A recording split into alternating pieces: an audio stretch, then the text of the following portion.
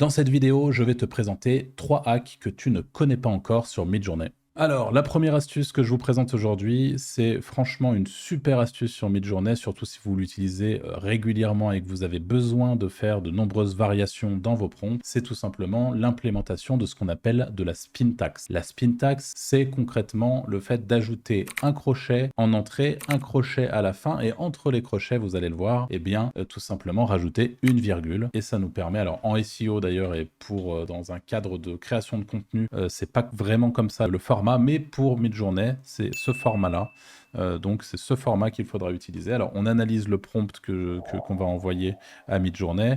Dans un premier temps, donc Beautiful Tall Blonde Wearing a Summer Dress ou un long pantalon, soit dans un jardin, donc in a garden, or swimming pool. Donc en gros, ça va lui donner des options ici. Là, on a notre belle et grande blonde. Ici, on a soit elle est en robe, soit elle est en pantalon long, soit elle est dans un jardin, soit elle est dans une piscine. Et ensuite, on a des photos.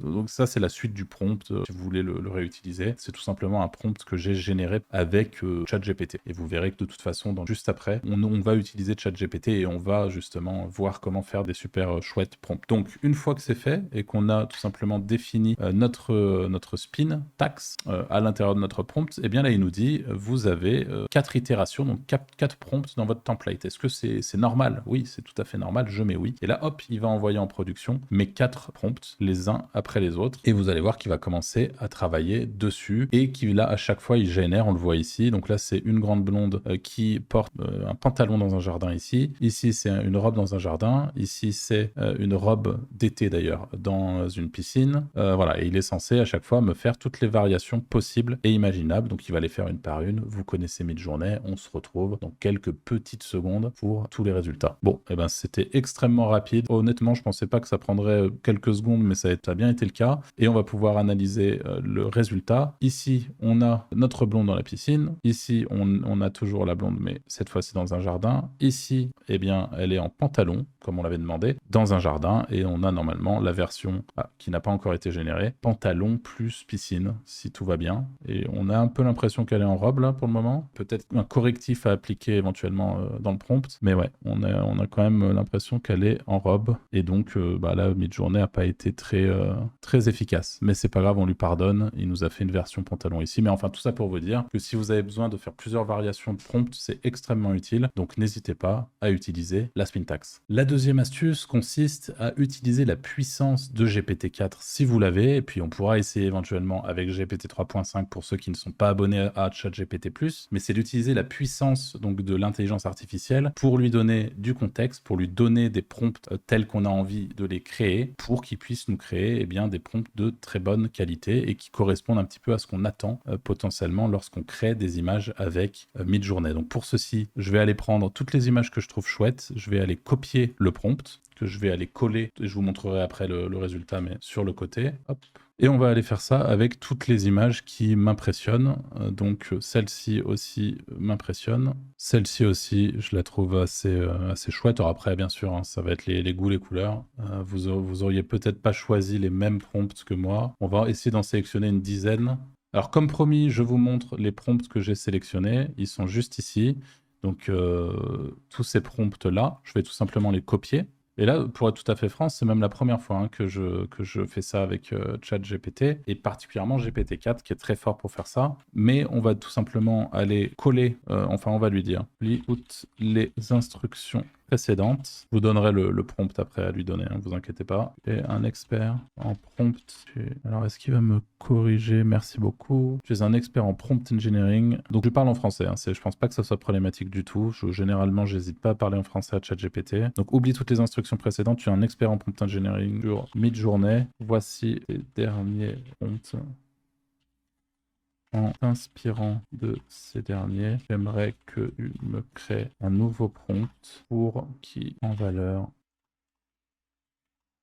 Bon, en t'inspirant de ces derniers, j'aimerais que tu crées un nouveau prompt qui mettra en valeur un magnifique bulldog français. On est parti, et là, il est censé bulldog français hyper réaliste et charmant, posant majestueusement dans un parc urbain parisien au crépuscule, capturant l'essence du joie de vivre. On va voir, on va essayer. Lumière de la ville en arrière-plan, détails méticuleux de son pelage court, brume douce, éclairage naturel de fin de journée, regard intense et espiègle dans le style de la photographie post-internet, avec une esthétique de détail ultra haute définition, 8K. Alors là, il donne plus d'informations normalement sur le saisissant l'expression irrésistible et le caractère unique du bulldog. Une merveille d'émotion. Essayons tout de suite. Imagine prompt. On copie, on colle tout simplement. On va juste virer l'espace en trop et on va voir.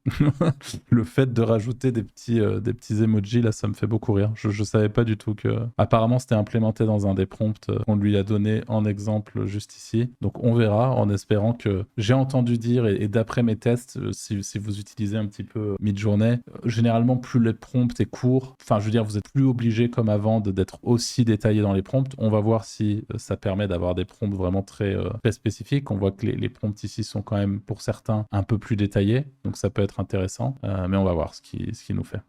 Il est marrant, celui-là. Et du coup, normalement, on a nos bulldogs. Donc, ils sont... alors là, celui-là, il est un peu bizarre. Celui-là, il est marrant. Celui-là aussi, il est marrant. On va upscale ces deux-là pour voir. Hop. Et juste ici, le quatrième aussi, je veux l'upscale pour les voir d'un peu plus près. Ok, bon, pourquoi pas.